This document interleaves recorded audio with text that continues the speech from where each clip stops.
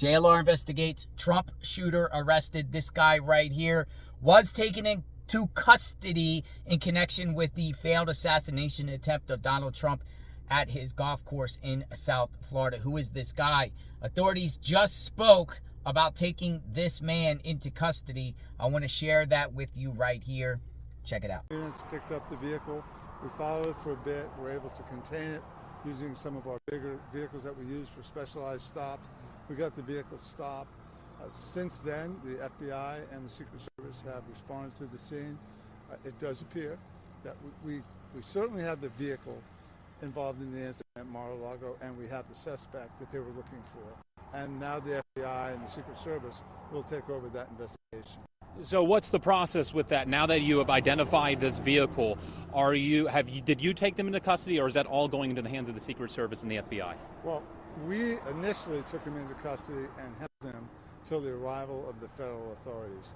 The search of the vehicle, looking for any weapons that may be in there, will now be up to the federal authorities and the U.S. Attorney General. And then at this process, what was that like, stopping him? I know you were out on looking for him. Every law enforcement agency around this area was. What was that process like for you guys here in Martin County? Well, I missed the stop. I was on the way from home, of course. It sounded very tense on the radio. We knew that we had a bolo. Be on the lookout for somebody who had opened fire on the President of the United States. I would say there's probably not a more volatile, potentially dangerous situation than that. Our units were completely locked on. We were ready to go. Had the vehicle fled, we would have stopped it. Of course, God forbid, had there been a gunfight, we were ready to engage. Thankfully, because of good tactics, stopping the car, felony stop, getting him out of the vehicle, coming back to us, we were able to stabilize the scene without any further violence. Give us a timeline here. When did you first identify that vehicle, and when were you able to finally stop him? It was just right after 2 o'clock this afternoon, following the bolo, the be on the lookout that we received from south of us, that our road units picked the vehicle up. And then we waited a while. We didn't stop him right away. We didn't want a high-speed chase. So we were able to wait until we had adequate units, surrounded the vehicle, and then forced it to a stop. I know this is a fluid situation, but did the suspect put up any fight, or did he stop once he realized there was multiple vehicles there following him?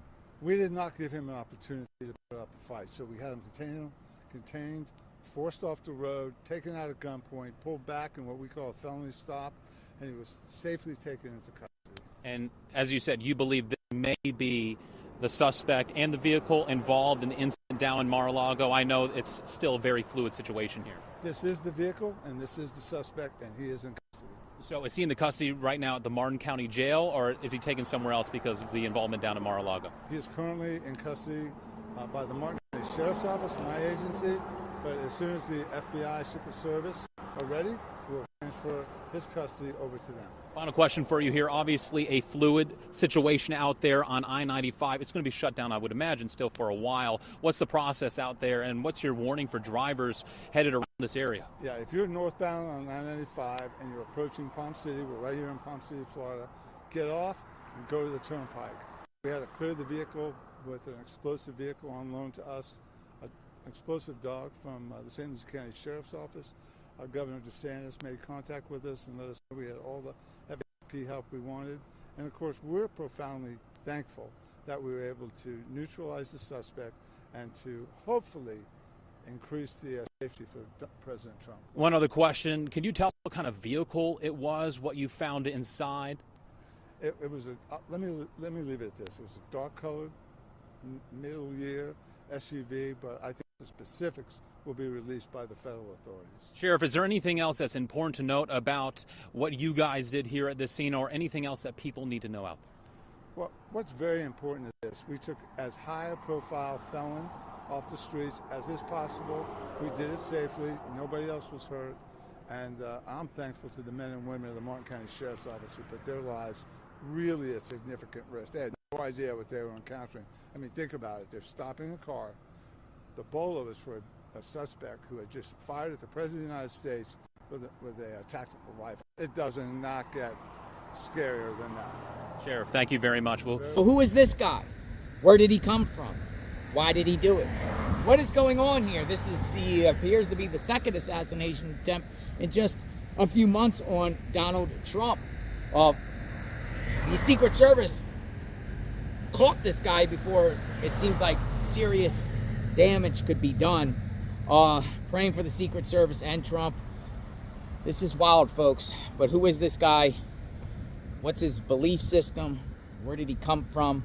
As soon as his name comes out, I'll share with all of you on JLR Investigates. We are monitoring the situation in Florida. Sub to the channel, like, hit the notification button. We will talk soon. As soon as his name comes out, we'll be doing a deep dive on this guy. We'll talk soon. Stay tuned.